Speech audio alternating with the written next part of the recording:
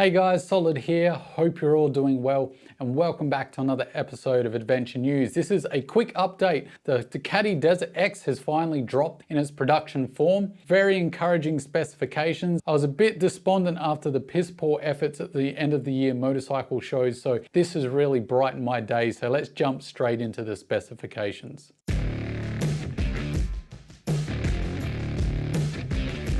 We've got that L-twin from Ducati straight out of the Multistrada. It's 937cc engine. It's making 110 horsepower at 9,250 RPM. So that's quite high in the rev range. That means it'll be great fun in the twisties and doing those big touring jobs out on the open road.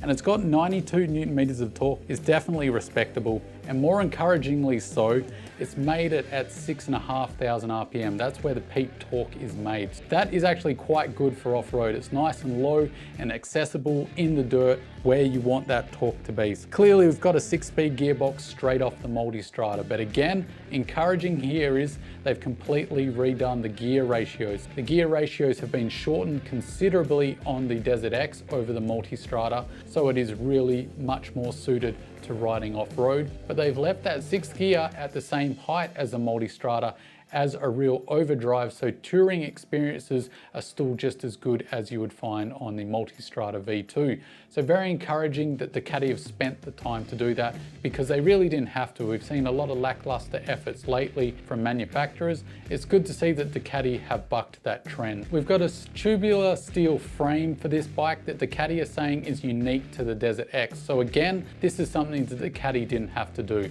They could have stuck with the Multistrada's frame, although it would have been far heavier, and just put a nice new dress on it and said, hey look, we've got a new bike. But no, they haven't done that. Completely redesigned frame specifically for the Desert X, but again, really encouraging that Ducati have put in the time on this motorcycle. So the wheels are an 18-inch rear, 21-inch front. That's exactly what we want to see with tubeless spokes as well. That's fantastic. That's what everyone wants on a big adventure bike. The other big news is 21 liters of fuel, so that's a decent amount of range, but on top of that, you've got an additional 8 liters in a rear tank. I was sure that Ducati were not going to put that on. So it doesn't come standard, but you can ask for that to be fitted pre-purchase to your Ducati or post-purchase if you choose, and it gives you an additional 8 liters, giving you all up 29 liters of range. That is a big amount of fuel that you can carry without having to worry about a rotor packs or a bladder. Touring guys will be very happy.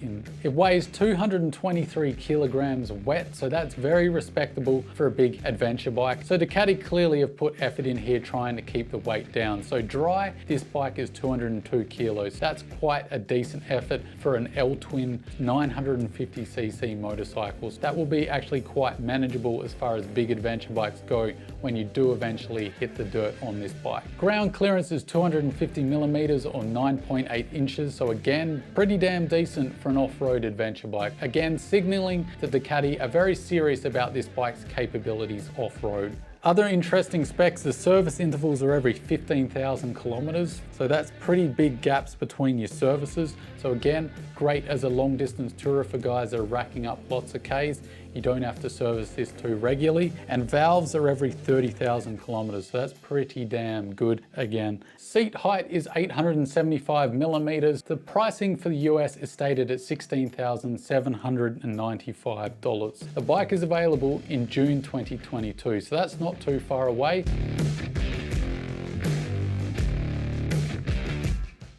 I really am quite happy to see that they've stayed true to the concept. They've kept the looks. They're quirky, but I love it. It's got that great L-twin character as well, and that interesting rear tank setup that you can add as an option. It just is a very different motorcycle from what we've seen from the big adventure bikes lately. I think it will raise a lot of eyebrows. Hopefully it raises the bar for other manufacturers to stop sitting on their hands and actually put in some effort. I'm really quite surprised that it's the Italians that have done that lately. We've got the Aprilia 660, which looks like it could be quite a winner.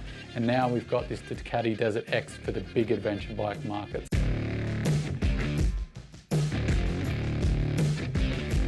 Now, who do I think this bike is for? Well, I think it's kind of for people like me. I've got my off-road motorcycle, what I use to crash, drop and ruin and do the hard riding off-road, but I'm wanting something to ride to the cafe on the weekends to catch up with my friends, as well as do big road tours with my camping gear and just do easy dirt roads, that kind of stuff. I think this bike would be fantastic for that. Mainly because I'm looking for something a little quirky.